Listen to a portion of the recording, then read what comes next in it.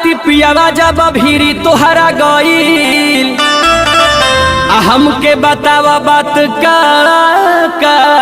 भई। बलब बरत रहे हो, बलब बरत रहे हो, सैया चोचा वाला राख्या प्यार करत रहे हो, सैया चोचा वाला राख्या प्यार करत रहे हो, सैया चोचा वाला राख्या प्यार करत रहे हो। बलब बरत रहे हो, बलब बरत रहे हो, बलब बरत रहे हो, कबो ऊपर कबो नीचे सैया धरत रहे हो, सैया चोचा वाला राख्या प्यार करत रहे हो।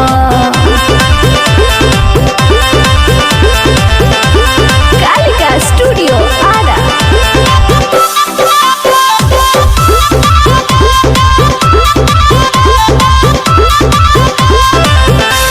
अरे बोला बोला पलंग कैसे हिला, मजा आइलू?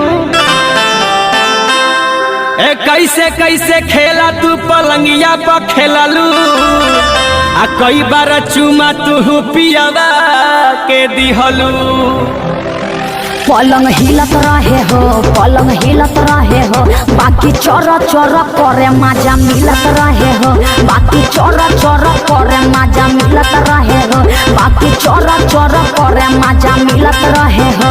बलब बरत रहे हो, बलब बरत रहे हो, बलब बरत रहे हो, सैया चोचा वाला राख्या प्यार करत रहे हो, सैया चोचा वाला राख्या प्यार करत रहे हो।